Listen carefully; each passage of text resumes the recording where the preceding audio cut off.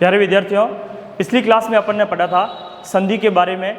संधि क्या होती है, संधि के कितने भेद होते हैं और संधि के कौन कौन से नियम होते हैं। तो आज की अपने इस क्लास में अपन दीर्घ संधि के बारे में अध्ययन करेंगे। ध्यान दीजिए, दीर्घ संधि जो स्वर संधि का प्रथम भाग है।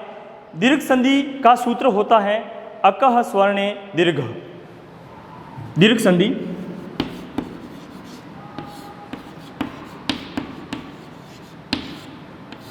दीर्घ संधि इसका सूत्र होता है अकः स्वर्णे दीर्घ। अकः स्वर्णे दीर्घ। यहाँ अक से तात्पर्य है, अक एक प्रत्याहार है और इस प्रत्याहार के अंदर कौन कौन से वर्ण आते हैं। ध्यान दीजिए प्यारे विद्यार्थियों, अक के अंदर अ, ई, उ, री और द्रि, ये 5 वर्ण आते हैं। अकः स्वर्णे दीर्घ। इस सूत्र को परिभाषा की दृष्टि से देखें तो ऐसे होता है अकः स्वर्णे दीर्घ। अकः जो वर्ण है उसके अंदर अ, ई, उ, री, द्रि सवर्ण यानी समान वर्ण, समान स्वर जो दीर्घ हो जाता है। ध्यान दीजिए, अ, आ, ई, उ, री, द्रि के बाद में पुनः, द्रि के बाद में पुनः अ, ई, उ, री, द्रि या यूं कहे इनका दीर्घ रूप आ, ई, उ, बड़ी री आने पर पुनः दीर्घ रूप हो जाता है। क्या हो जाता है? दीर्घ रूप हो जाता है। यानी अ का आ हो जाता है, बड़ी ई का बड़ी ई हो जाता है, बड़ी ई हो जाता है, उ का बड़ा उ हो जाता है, री का बड़ा री हो जाता है। प्यारे विद्यार्थियों ध्यान दीजिए, इस द्रि का कोई दीर्घ रूप नहीं होता है। द्रि का दीर्घ रूप नहीं होता है। तो कहने का अर्थ है अक स्वर्ण दीर्घ, अ, ई, उ, री के बाद पुनः द्वितीय पद में अ, ई, उ, री आने पर उनका दीर्घ रूप आ, ई, उ, री हो जाता है। तो इनको अपन इन सूत्रों के माध्यम से पढ़ेंगे, इन नियमों के माध्यम से पढ़ेंगे। जो अपना पहला नियम है, अ और आ के बाद में अ या आ आने पर उनका दीर्घ रूप आ एकादेश हो जाता है। दूसरा नियम, ई या ई के बाद में ई या ई आने पर उनका दीर्घ आदेश ई हो जाता है।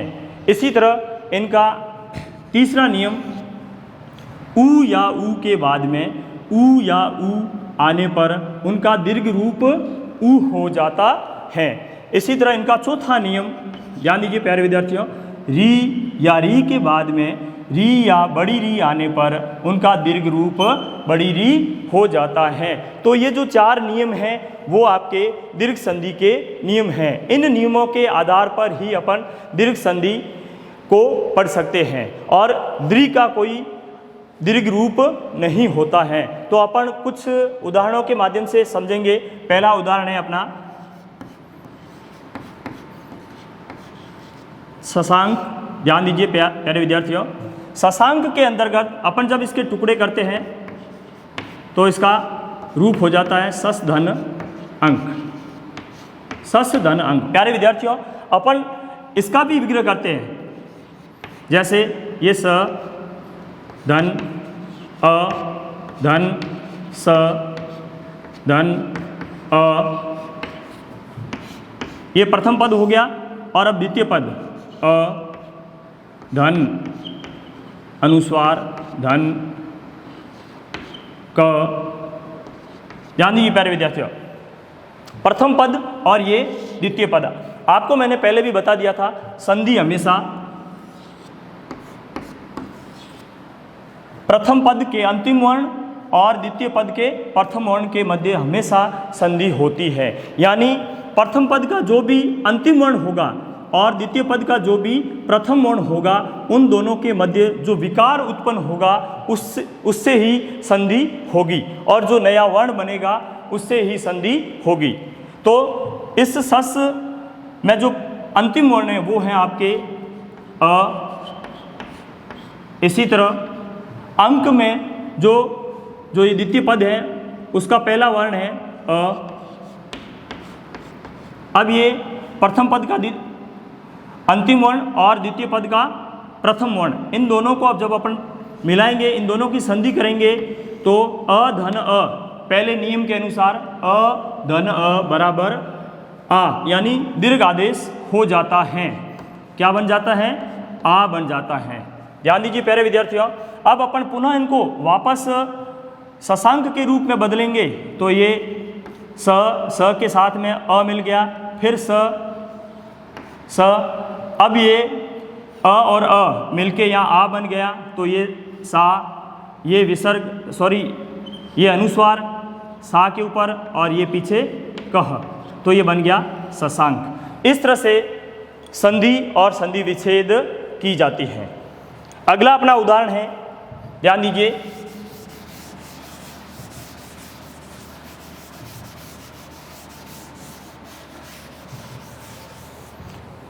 अगला उदाहरण है हिमालय।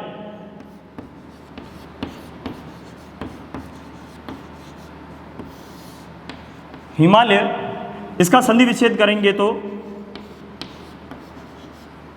हिमधन आलय, हिमधन आलय। प्यारे विद्यार्थियों, आपको पहले मैं बता चुका हूं कि संधि हमेशा प्रथम पद का अंतिम वर्ण और द्वितीय पद का प्रथम वर्ण, इन दोनों के मध्य संधि होती है। तो हिम में अ अलग हो गया, इधर आलय में आ अलग हो गया, अ धन अ मिलके आ बन जाएगा, जो पहला नियम है। अ धन आ बराबर इसका दीर्घ एकादेश रूप आ बन गया। तो इधर अ प्रथम पद का अंतिम वर्ण और द्वितीय पद का प्रथम वर्ण आ, ये दोनों मिलके आ बन गए और वापस इनको मिलाएंगे तो ये हिम, ये म आधा है, इसके साथ में स्वर जुड़ेगा, ये तो हो जाएगा मा और फिर पीछे वाला भाग लय, हिमालय। इस तरह ये पुनः हिमालय शब्द बन जाएगा। एक और उदाहरण ध्यान दीजिए, तथापि। पहले नियम के अनुसार तथापि, जब इसका संधि विच्छेद करेंगे तो पहला भाग तथा और द्वितीय भाग अपि हो जाएगा। ध्यान दीजिए प्यारे विद्यार्थियों, तथा में आ को अलग कर दो, अपि में अ को अलग कर दो। ध्यान दीजिए, पहले नियम के अनुसार आ के बाद में अ हो तो उसका दीर्घ एकादेश आ हो जाता है। तो पहले पद का अंतिम वर्ण आ और दूसरे पद का प्रथम वर्ण अ, इन दोनों को मिलाएंगे, आ धन अ बराबर नियमानुसार आ बन जाएंगे। और वापस अपन जोड़ेंगे थ आधा था, इसके साथ में आ जुड़ेगा तो ये था हो जाएगा, पीछे वाला भाग पी, तथा पी। इस तरह से तथापि का संधि विच्छेद तथा धन अपि। अगला अपना उदाहरण है दयानंद। दयानंद, दयानंद।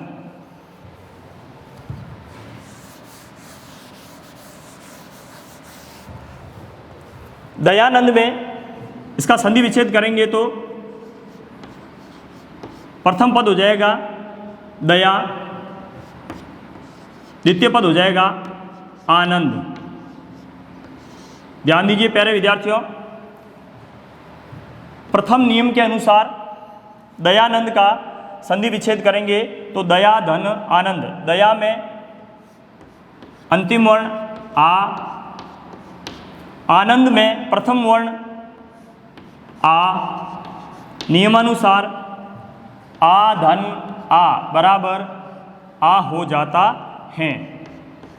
आ धन आ बराबर आ हो जाता है। तो वापस अपन इसको जोड़ेंगे तो यहाँ यह था, ये आधा वर्ण है, इसके साथ में आ जुड़ेगा तो ये दया हो जाएगा और पीछे वाला भाग ये नंद, दयानंद, पुनः दयानंद शब्द हो जाएगा। तो ये था अपना पहला नियम दीर्घ संधि का। अब दूसरा नियम ई धन ई और ई के बाद में यदि ई और ई होता है तो उसका दीर्घ रूप ई एकादेश हो जाता है, यानी दो वर्णों को मिलाकर बड़ा ई बन जाता है। तो अपना दूसरा नियम इस तरह से चलेगा।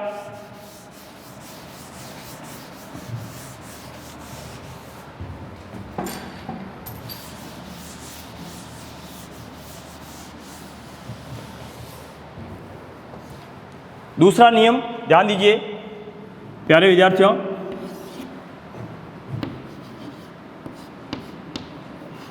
ई धन ई के बाद में ई या ई होने पर उसका दीर्घ रूप बड़ा ई हो जाएगा। ध्यान दीजिए प्यारे विद्यार्थियों, ई या ई के बाद में ई या ई होने पर उनका दीर्घ रूप ई हो जाएगा। तो ये है अपना दूसरा नियम। दूसरे नियम के अकॉर्डिंग अपन कुछ उदाहरणों के माध्यम से दीर्घ संधि को समझेंगे। तो पहला अपना उदाहरण है, शब्द है रविंद्र। ध्यान दीजिए प्यारे विद्यार्थियों, रविंद्र, इसका जब अपन संधि विच्छेद करेंगे तो इसका पहला पद बन जाएगा रवि, दूसरा बन जाएगा इंद्र। ध्यान दीजिए प्यारे विद्यार्थियों, मैंने आपको पहले से ही बता दिया था संधि प्रथम पद के अंतिम वर्ण और द्वितीय पद के प्रथम वर्ण के मध्य हमेशा संधि होगी। तो रवि, रवि में ध्यान दीजिए जो प्रथम पद है इसका अंतिम वर्ण ई, और इंद्र जो द्वितीय पद है इसका प्रथम वर्ण है ई। इधर से ई निकल गया, इधर से ई निकल गया, ई धन ई मिला के हमेशा इनका दीर्घ रूप बड़ा ई या दीर्घ रूप ई बन जाता है। तो नियमानुसार आप देखिए प्यारे विद्यार्थियों, ई के बाद में ई यानी छोटा ई के बाद में छोटा ई आने पर उसका दीर्घ रूप ई बन जाता है। वापस अपन रवि धन इंद्र को इस तरह से विग्रह करने के बाद में मिलाएंगे तो ये र, ये व, ये आधा व है क्योंकि इसके अंदर से ई पहले से निकल चुका है। जब ई की मात्रा अपन बड़ी ई की मात्रा व के ऊपर लगाएंगे तो ये वी बन जाएगा। पीछे इधर ई पहले से आ गया है, आधा न और द्र, इनको लिखेंगे तो ये पुनः रविंद्र शब्द बन जाएगा। ध्यान दीजिए प्यारे विद्यार्थियों, तो इस तरह से संधि विच्छेद किया जाता है और वापस संधि विच्छेद का संधि रूप पूर्ण रूप भी इस तरह से बनाया जाता है। अगला अपना उदाहरण है हरीश।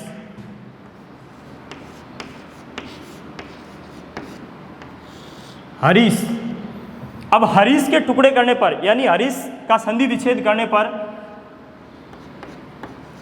पहला पद हो जाएगा हरि, दूसरा पद हो जाएगा ईश,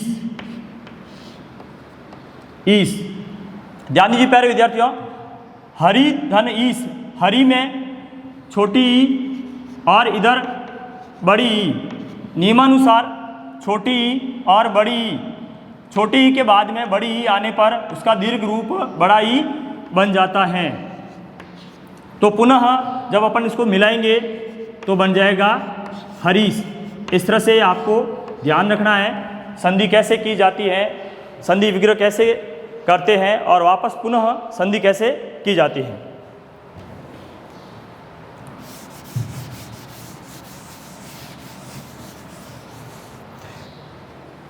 दूसरा उदाहरण नारियु।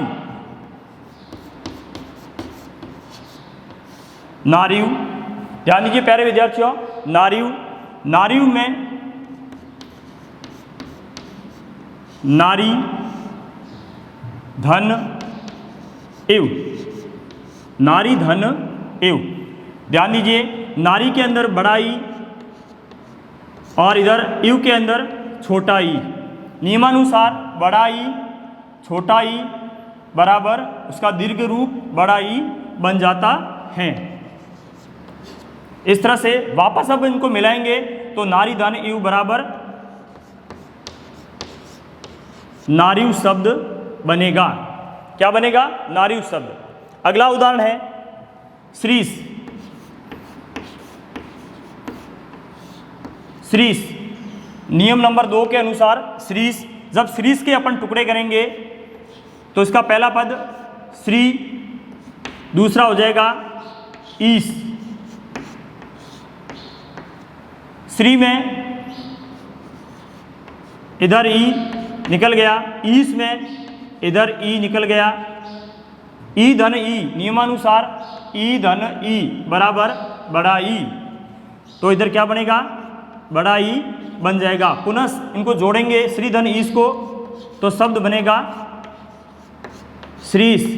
ध्यान दीजिए प्यारे विद्यार्थियों, क्या शब्द बनेगा, श्रीस। तो ये था नियम नंबर 2 के कुछ उदाहरण।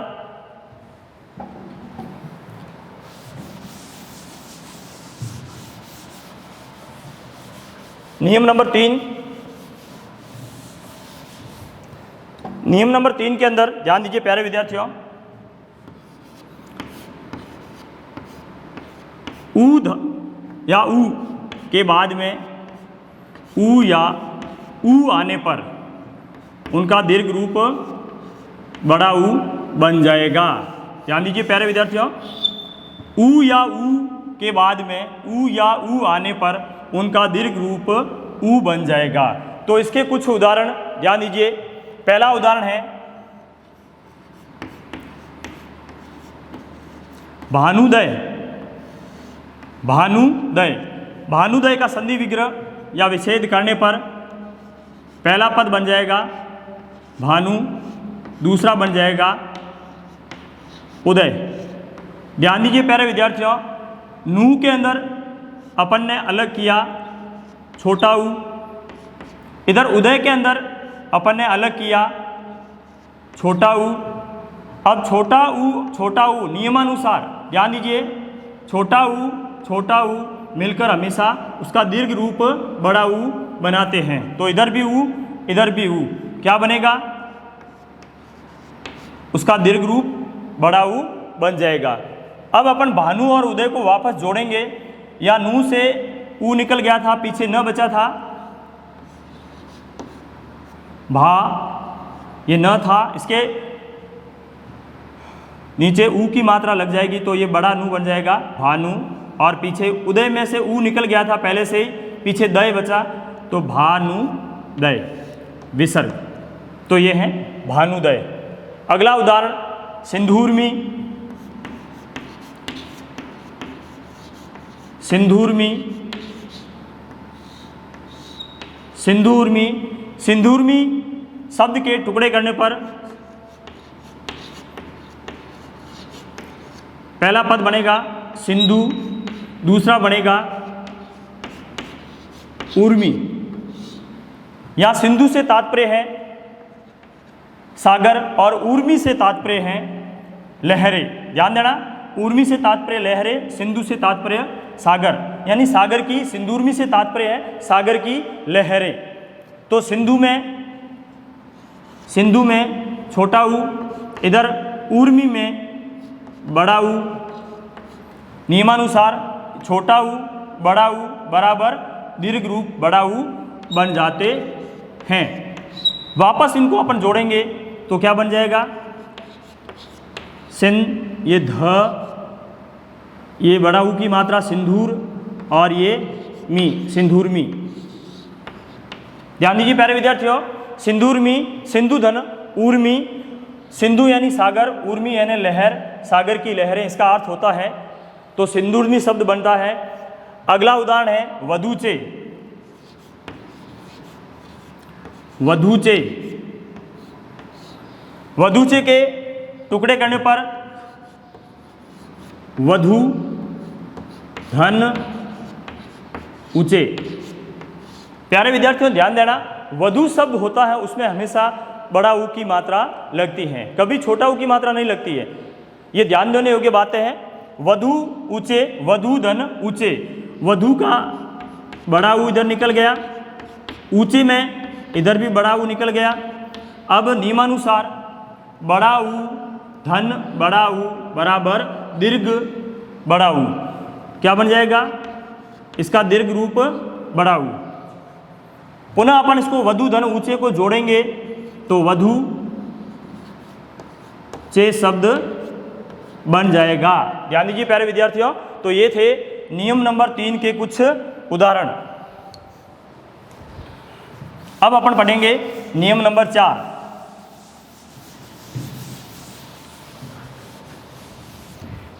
नियम नंबर 4, ध्यान देना, री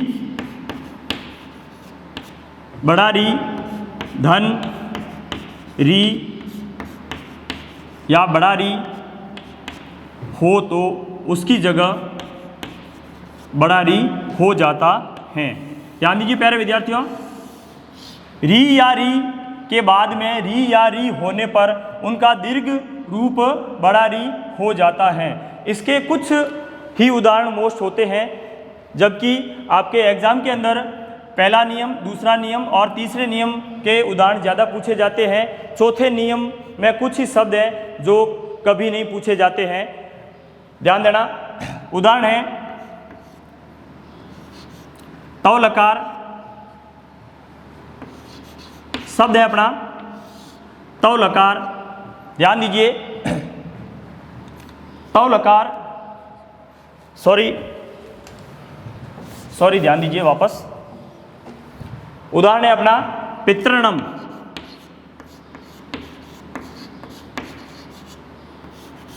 पितृणम, पितृणम। अब इसके टुकड़े करने पर ध्यान दीजिए, पहला पद बन जाएगा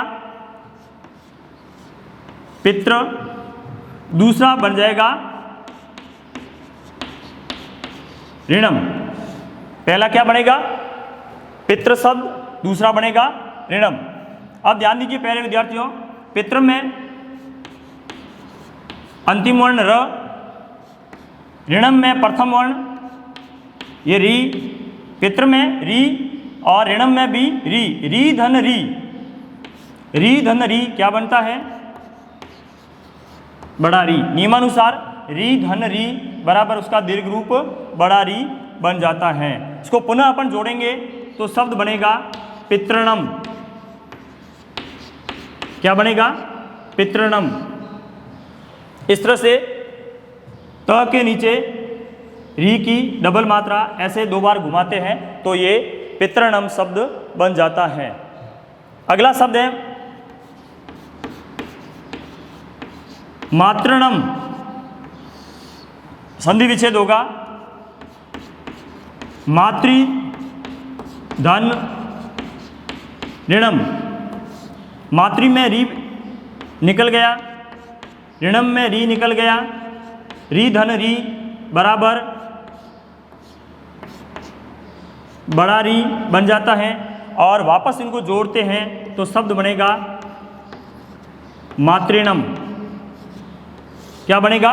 मातृणम। तो ध्यान दीजिए प्यारे विद्यार्थियों, तो ये था अपना दीर्घ संधि, जिसे अक स्वर्ण दीर्घ परिभाषा से भी समझाया जाता है और उनके कुछ उदाहरण। अब अपन स्वर संधि का जो दूसरा रूप है या दूसरा भेद है, जिसे गुण संधि कहते हैं।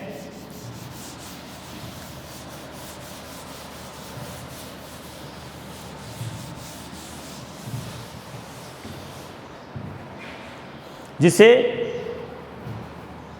दूसरा रूप स्वर संधि का गुण संधि, गुण संधि, इसका सूत्र है आद गुण। आद गुण या आद से तात्पर्य होता है अ और आ से, अ और आ से। ध्यान दीजिए प्यारे विद्यार्थियों, गुण संधि, गुण संधि के भी कुछ नियम और सूत्र हैं। गुण संधि से क्या तात्पर्य है? अ धन अ या आ के बाद में ई या ई आने पर ए बन जाता है। पुनः अ या आ के बाद में उ या उ आने पर ओ बन जाता है।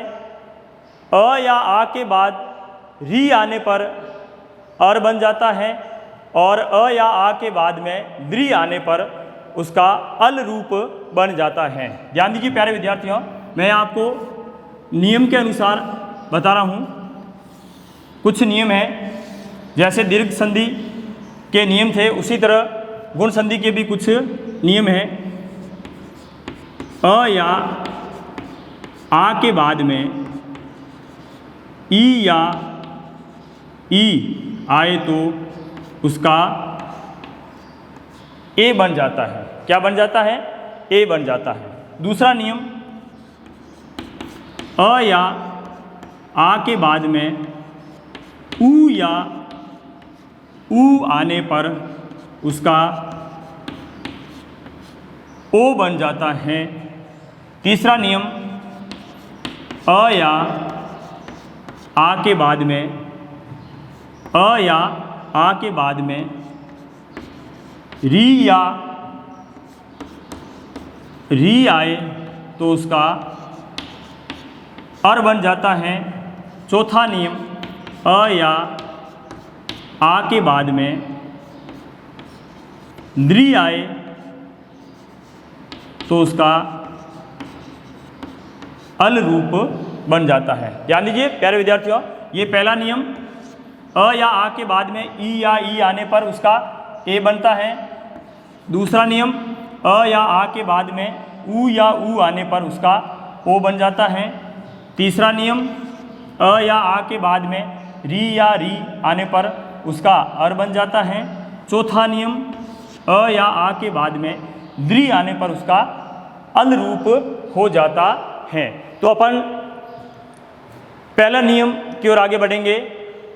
ध्यान दीजिए, पहला नियम, अ आ के बाद में ई या ई आने पर उसका ए एकादेश हो जाता है। क्या होता है? अ आ धन ई आने पर उसका ए रूप बन जाता है। प्यारे विद्यार्थियों, गुण संधि के अंतर्गत ध्यान दीजिए, हमेशा जो भी शब्द आपके सामने होगा उस पे एक ही मात्रा होगी। ध्यान देना, हमेशा एक ही मात्रा होगी। ये इसकी पहचान भी है, कुछ नियम भी हैं और कुछ शब्द पहचान के माध्यम से अपन जल्दी पकड़ में ले लेते हैं। तो पहला नियम, अ आ के बाद में ई आने पर उसका ए रूप बन जाता है। तो इस पहले नियम के आधारित कुछ उदाहरण। पहला उदाहरण,